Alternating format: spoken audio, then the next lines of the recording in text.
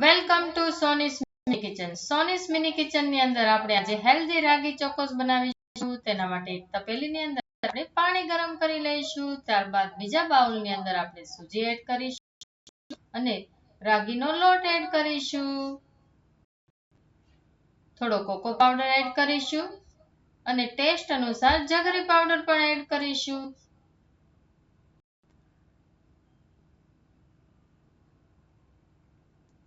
થોડું ઘી એડ કરીશું અને થોડો એવો સોડા એડ કરીશું આપણે અને ગરમ પાણી આપણે જે રેડી કરેલું છે તેને એડ કરતા જઈશું અને બરાબર મિક્સ કરી લઈશું.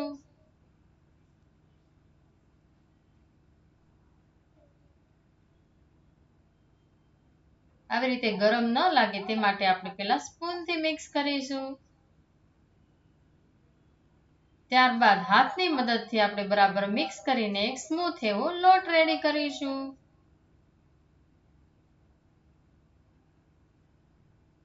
આવી રીતે આપણે લોટને રેડી કરી લઈશું.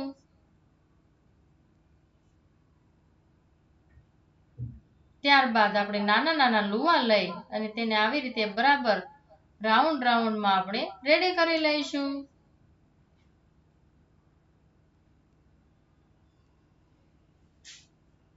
હાથની મદદથી આપણે પતલા એવા રાઉન્ડમાં રેડી કરવાના રહેશે. ત્યારબાદ નાઈફની મદદથી આપણે સ્મોલ એવા કટ લગાવી લઈશું.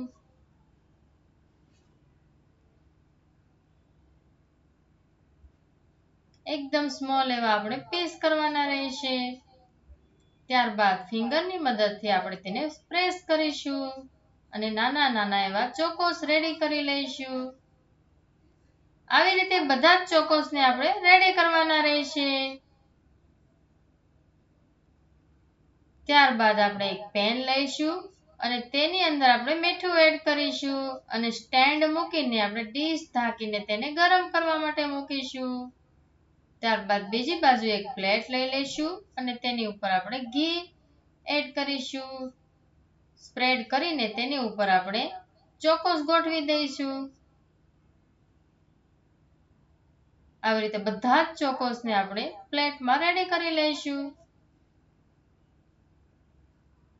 ત્યારબાદ આપણે જે પેન ગરમ કરવા માટે રાખેલું છે તેમાં આપણે ડીશને મૂકી દઈશું અને 35 થી 40 મિનિટ સુધી આપણે તેને થવા દઈશું.